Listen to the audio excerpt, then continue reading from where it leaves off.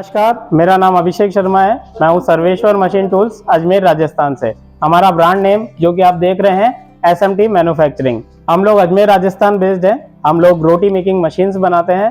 तो आज एक नया वीडियो लेके आए आप सबके लिए, जिसमें आपको रोटी मशीन का प्रोसीजर हम लोग उसमें बताएंगे आपको। ये है हमारा पहला प्रोडक्ट जो बहुत ही यूनिक प्रोडक्ट है। ये है रोटी मेकिंग मशीन। इनमें कैपेसिटी वेरिएशन होता है 900 to 1200 कैपेसिटीज पर आवर।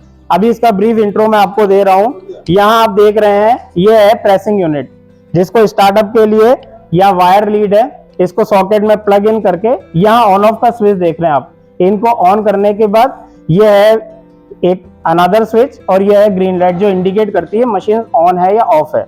यहाँ टेम्परेचर मीटर देख रहे हैं आप। मशीन को टेम्परेचर क्या वेरी कर रहा है, किस टेम्परेचर पे मशीन सेट है, वो यहाँ इंडिकेट करते हैं। सेकंड पार्ट मशीन का आ रहा है, ये है रोस्टिंग यूनिट। आपको मैं वर्किंग दिखाता हूँ कि मशीन वर्किंग कैसे करती है। यहाँ पे बॉल 1 by 1 पुट करना होता है, जो यहाँ अंदर प्रेस होके रोस्टिंग यूनिट पे स्लाइड होके रोटी यहाँ आता है। अब यहाँ आप देख रहे हैं ये पूरा रोस्टिंग यूनिट है। अब लोगों का बहुत सवाल रहता है कि सिंगल तवा में रोटी कैसे सिक जाती है, तो उनका डाउट हम क्लियर करते हैं कि हम लोग अपर एंड लोअर दोनों साइड में बर्नर यूज करते हैं। जैसा मैंने बताया, रोटी स्लाइड होके बेकिंग यूनिट पे आ रहा है। बेकिंग यूनिट पे ये रोस्टिंग तवा राउंड होता है। अब ये राउंड होने के बाद ये कवर सेक्शन है जहाँ पे अपर बर्नर यूज करते हैं हम। यहाँ पूरा राउंड लेके कवर्ड सेक्शन से रोटी रोटेट होता हुआ यहाँ स्टॉपर शीट है। यहाँ से फाइनल आउटपुट आपको बाहर मिलता है, जो एक फुली बेक्ड रोटी आपको मिलती है। तो काइंड ऑफ देखा जाए तो आउटपुट मतलब पर डे के हिसाब से कितना निकाल के देती है? ये एज ए कस्टमर रिक्वायरमेंट है। जैसा मैंने बताया, कैपेसिटी रहती है 900 to 1200 पर आवर कैपेसिटी। अब अगर कस्टमर को डेली का प्रोडक्शन करना है 10,000, डेली का प्रोडक्शन 10,000 करने के लिए उनको अराउंड 10 to 11 आवर्स मशीन को रन करना है। और ये छोटी इंडस्ट्रीज में लगा सकते हैं, बड़ी इंडस्ट्रीज में लगा सकते हैं? ये भी एज ए कस्टमर रिक्वायरमेंट है। अगर उनका छोटा सेटअप है तो मशीन का कैपेसिटी मैंने बताया आपको कि 900 to 1200 कैपेसिटीज है। अब उनका रिक्वायरमेंट है 1000 पीस पर डे, तो वो 1000 रोटी भी बना सकते हैं। 10,000 है 10,000 भी बना सकते हैं। तो as a customer requirement machine बनाई है हमने। तो काइंड ऑफ प्रोडक्शन की बात करें, किसी को कम यूसेज के लिए चाहिए, किसी को ज्यादा यूसेज के लिए चाहिए, तो उसके लिए आपके लिए पास और भी मशीन जिसके पास मतलब वेरी करती है, उसके लिए भी हम ऑप्शन देते हैं। अगर किसी का बड़ा सेटअप है तो वो बड़ी मशीन पे जाता है, जिसमें कैपेसिटी आपको ज्यादा मिलती है।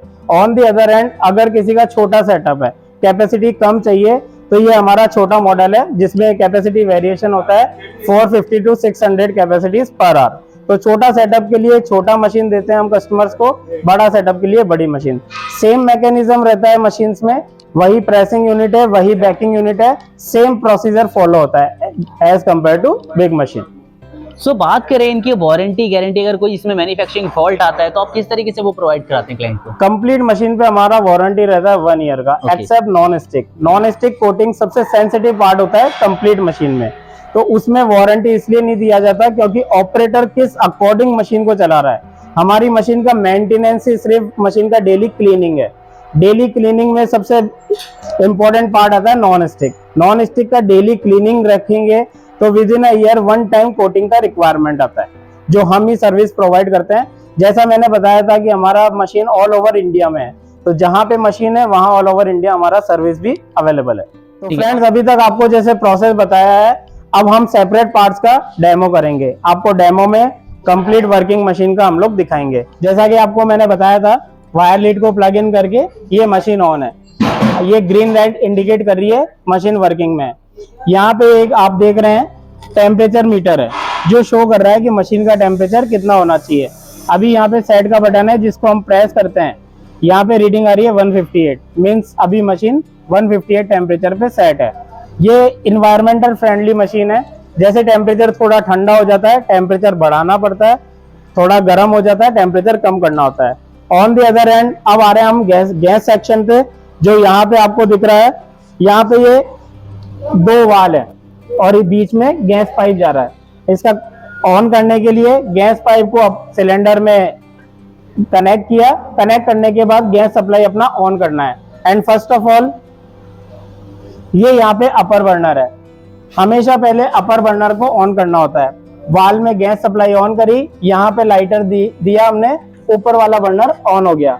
सेम प्रोसेस लोअर बर्नर के लिए है, यहाँ से सप्लाई ऑन करी, यहाँ पे गैस दिखाया, ये लोअर बर्नर ऑन हो गया।